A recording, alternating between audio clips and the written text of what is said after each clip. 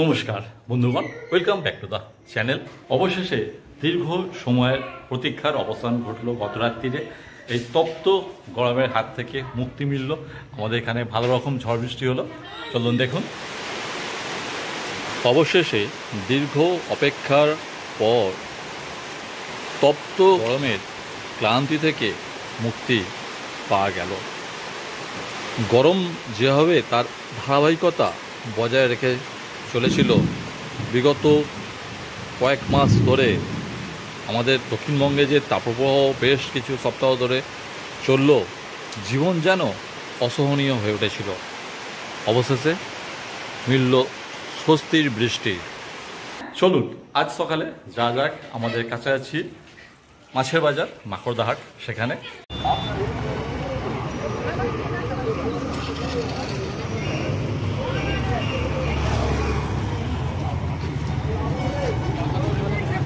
পৌঁছে গেছি হাওড়া জেলার সুপ্রাচীন জনপদ মাকড়দায়।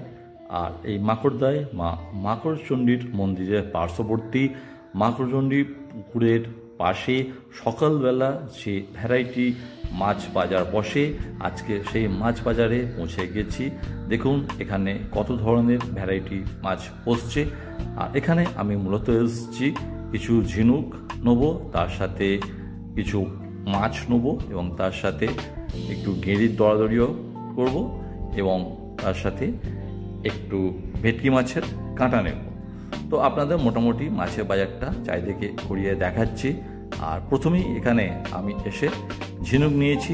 ঝিনুক যাচ্ছে আজকে এখানে 250 টাকা কেজি, আর গেঁড়ি যাচ্ছে বা গুগলি যেটাকে বলে সেটা 300 টাকা কেজি।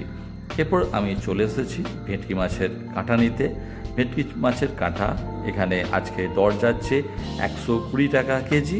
তো এখান থেকে ভেটকি মাছের কাঁটাটা নিয়ে এবার দোকানদারকে বলছি কাঁটাটা ভালো করে পরিষ্কার করে ছাড়িয়ে দিতে। তার কারণ এই ভেটকি মাছের কাঁটা বুঝতেই পারছেন, এটা বাড়িতে যদি খুব ধারালো বঁটি থাকে তবেই সেটাকে সঠিকভাবে কাটা সম্ভব, নাহলে বাড়িতে এটা কাটা খুবই অসুবিধাজনক। তাই দোকানদারদের বললাম এটা কেটে দিতে। এরপর চলে এসেছি একেবারে একটু জ্যান্ত মাছ নিতে। এটা দেখছেন জ্যান্ত দুরকম সাইজের আছে লাইলন টিকা মাছ। ছোট সাইজটা 120 টাকা কেজি, বড় সাইজটা 150 টাকা কেজি। তো আমি বড় সাইজের মাছটা, অর্থাৎ যেটা 150 টাকা কেজি মাছ, সেটাই এখান থেকে নিচ্ছি। এবং মাছ এখান থেকে কিনে নিয়ে পাশে মাছ কুটেও দিচ্ছে, সেখান থেকে মাছটাকে কুটতে দিলাম। এবং মাছ কোটার জন্য এখানে আলাদা কোনো পয়সা নেয় না। মাছ কেনার সাথে বললে তারা মাছ কুটেও দেয়। তো এই মাকড়দা বাজার থেকে মোটামুটি আজকে সকালে বাজারগুলো হলো। আর ফেরার পথে দোকান থেকে এবার একটু পেটে পরোটা নিলাম সকালবেলা টিফিন করার জন্যে।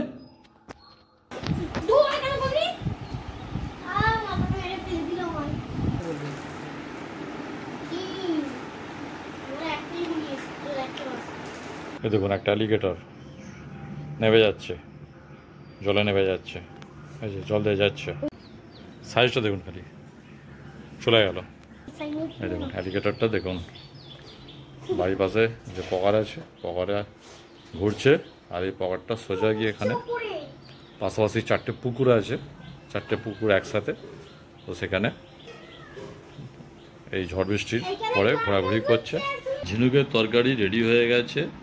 আর এই যে ঝিনুকের তরকারি বাটিটা এসছে, এটা অনলি ফর টেস্ট, মানে দুপুরে খাওয়ার জন্য না। আর আজকে দুপুরের খাবারের মেনুতে থাকছে ভাত, তার সাথে বরবটি আলু দিয়ে একটা সবজি, আর তার সাথে ঝিনুকের তরকারি। দুপুরে খাওয়া দাওয়া সারার পর বিকেলবেলা পাড়ার খেলার মাঠের দিকে এসে উপস্থিত হয়েছি। পাড়ার ছেলেরা মাঠে খেলছে। আর বেশ কিছুদিন ধরে মাঠটি সম্প্রসারণের কাজ চলছিল। মাঠটি সম্প্রসারণ অনেকটাই হয়েছে। আজকে শালির বাড়িতে রক্ষাকালী পূজা আছে এবং সেখানেও নিমন্ত্রণ আছে। চলুন তাহলে যা যাক। বেরিয়ে পড়েছি মেজশালীর বাড়িতে।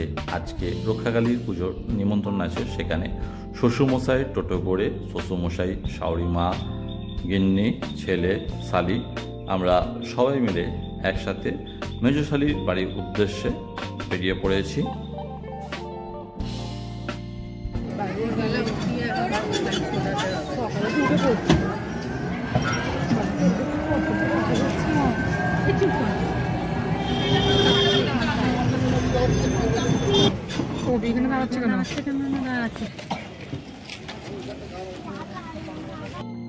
মেজশালীর বাড়ি যাওয়ার পথে মাঝখানে আমাদের কিছু কেনাকাটি ছিল, সেজন্য আমরা আমাদের লোকাল বাজারের একটি দোকানে চলে এসেছি। সেখান থেকে আমাদের কিছু কেনার আছে, এখান থেকে আমরা সেটাই পছন্দ করে কিনছি, কিন্নি এখান থেকে পছন্দ করে কিনছে সেই জিনিসটা।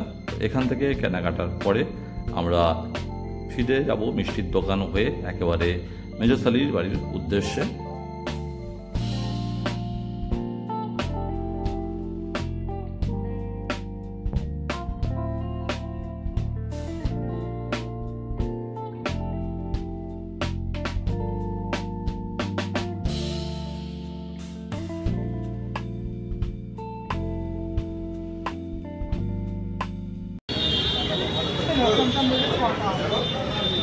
এই সন্দেশটা কত করে?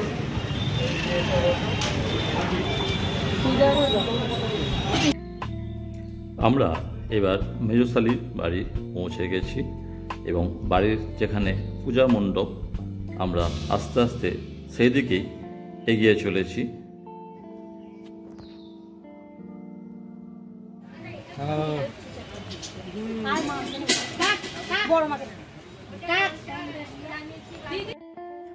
পূজা মণ্ডপে উপস্থিত হয়ে সর্বপ্রথম মাকে প্রণাম জানিয়ে মাকে দর্শন করে তারপর সামাজিকতায় মেতে ওঠা, অর্থাৎ বিভিন্ন আগত আত্মীয় কুটুম সবার সাথে আলাপ পরিচিত হওয়া, এইভাবে আমাদের বেশ কিছুক্ষণ চলতে থাকলো।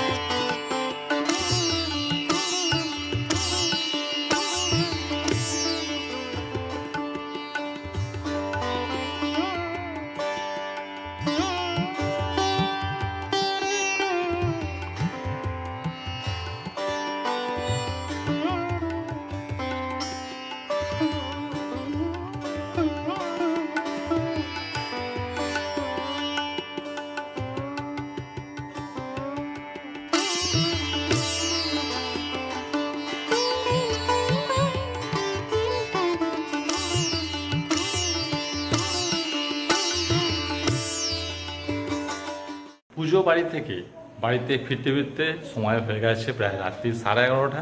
আর আজকের মতন ভিডিওটা এখানেই শেষ করছি। সবাই ভালো থাকুন, সুস্থ থাকুন মায়ের আশীর্বাদে। নমস্কার, দেখা হচ্ছে আবার পরের ভিডিওতে। Tata, bye bye.